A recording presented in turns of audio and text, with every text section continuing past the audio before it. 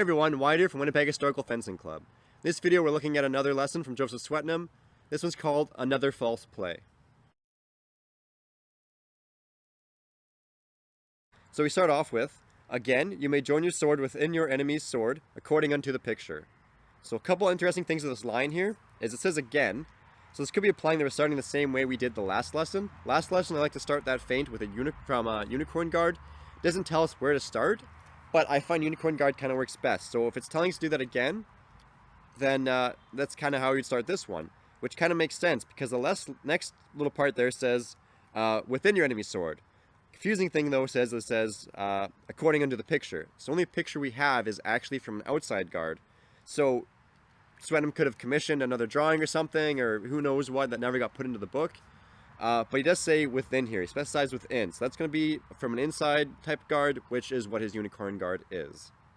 And then it continues on with presently, so as soon as you have joined, strike it down to his leg, but nimbly recover your sword in his place again, falling a little way withal. For so soon as you have discharged your blow, you may very easily, before he can endanger you, recover your guard and distance.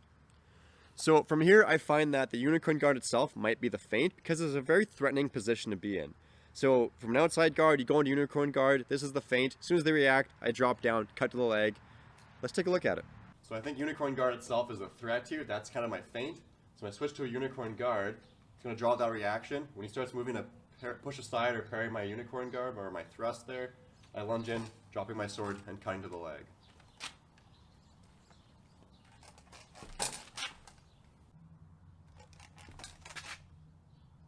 Then we have, likewise, you may give a back blow into the right side of his head, and presently withal, fall down again with another blow onto the inside of his leg, stepping home with your second blow. So this one doesn't tell us which guard to start from. You could potentially start from unicorn guard, but I feel like that one's a little too threatening for this one. It seems like the threat comes from the cut to the outside, so I tend to start just from the outside guard here. And then he keeps going, saying that when you have made your first blow aforesaid, it may be your enemy will wink, and so you may hit his leg before his eyes open again. But if you do not wink, when he hath defended your first blow, he will not expect a blow so suddenly as this ought to be struck. So basically, if you're out from outside guard, you're quickly just banging his outside guard, almost like kind of a beat. You're trying to scare him, make him flinch, and immediately you're lunging in right after, disengaging over, cutting down to the leg. And even if he doesn't flinch, it's done very quickly that he might not be expecting it. Starting from outside guard, I'm just going to attack the right side of his face without stepping. Just trying to disorder him a bit, make him flinch or something like that, right? Make him wink. So I reset. So I attack, and then I lunge in, cutting down to the inside of his leg, and recover back to outside.